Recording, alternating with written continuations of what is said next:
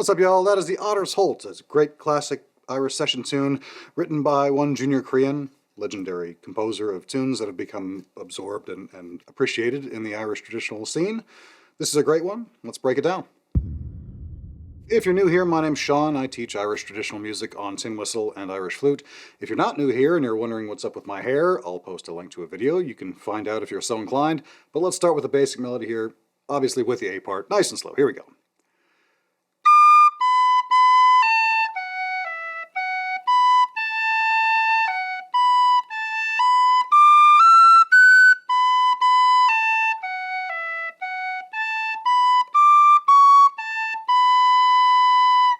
That's the first half of it. Hopefully you're able to pick that up okay. If you're interested in sheet music and tabs and stuff, I've got that linked to my Patreon, which is available down below. Deep dives on this video, all sorts of other good stuff on there. If not, let's carry on learning by ear, which is arguably the better approach anyway. Here's the second half. There's a quick pickup, a 3-note pickup from the last measure from the B as we go up to the F sharp in the second octave. So it goes like this here, still nice and slow.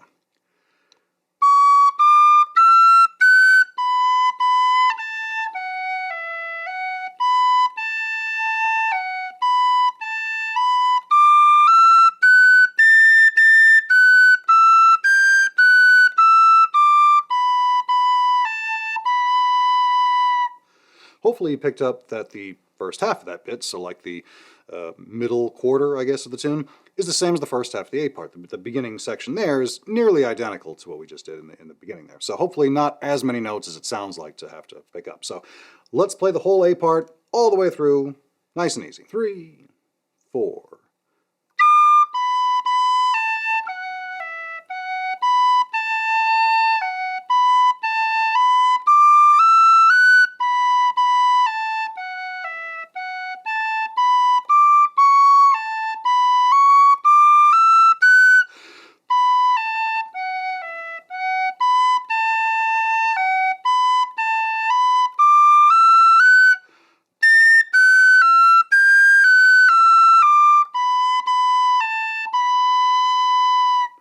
You probably picked up there on the fact that I had to do a couple of breaths to fit in a couple of breaths there. So you might do them in the same spot, you might need to do them sooner, you might need to do them later. Just figure out what works best and try to inject those musically.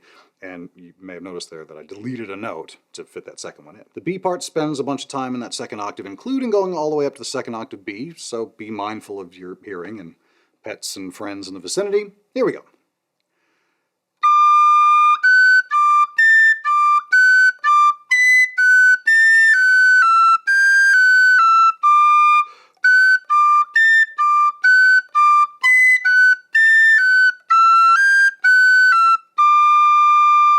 That's the first half of it. If you're getting into any trouble with those jumps, not quite an octave jump, but going from the second octave D to the second octave B, pump the brakes, go back and get those nice and clean, good separation between the notes and good like hitting those cleanly. It's important to get that locked down because this tune can get kind of sloppy quickly if you don't. The second half has a bit of repetition as well, so hopefully again not as many notes to have to lock down here, but here we go.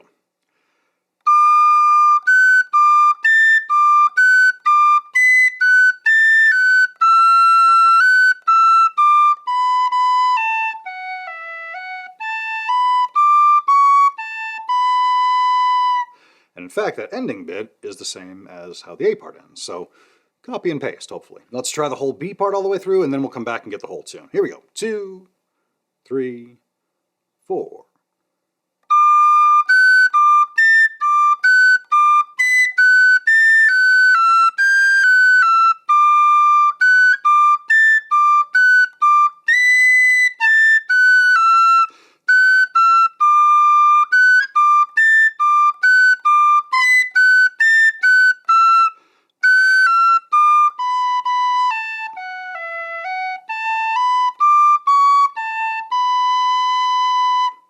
Hopefully some success there. Mind your ears on those high notes, but make sure you get them nice and clean though. Let's play the whole tune now, AABB, as you'd expect to hear it at a session. Not quite at session tempo, but a little bit quicker. Here we go. 2, 3, 4.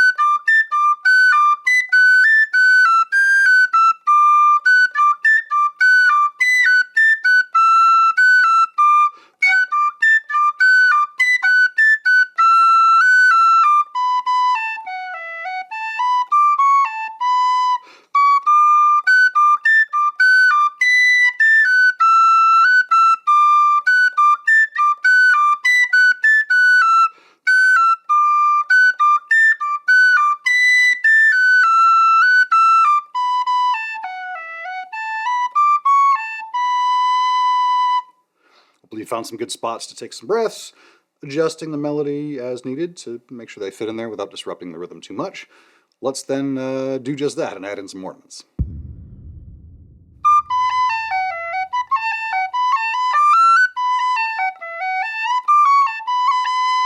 Couple of good ones right there.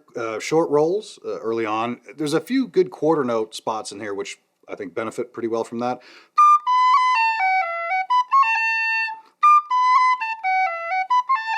So I got the short roll there to end that phrase, and then I've got a cut on B to separate rather than just tonguing. And you can combine that cut with a bit of a push, like a diaphragm push. Gives it a little extra accent. Slide there into that from A to B.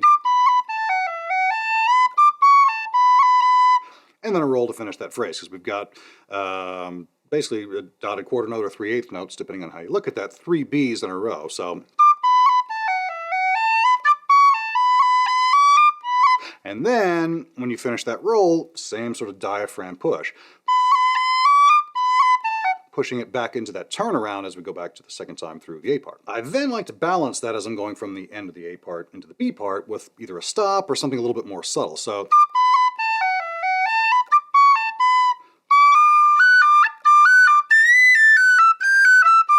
then we're into the second octave, and one of the safest ornaments is a slide. Particularly going to that high B gives you a bit of a cushion because the lower notes are easier to get, so you're kind of faking it by sliding off that A first and into that B. So,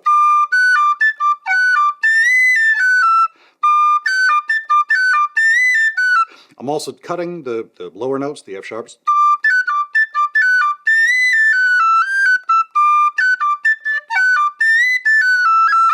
Then we've got that that E that we can hold, so we've got an option for a roll there.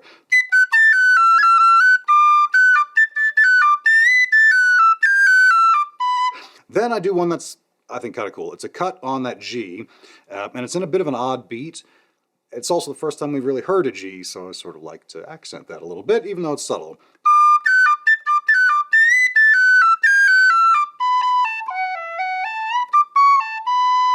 Finishing the phrase the same way. So that's some of the stuff that I like doing with this. At least maybe gives you a couple of things to work on. And as always, copy and paste. If the slides or the cuts, the rolls work someplace, try them somewhere else. See if it sounds good.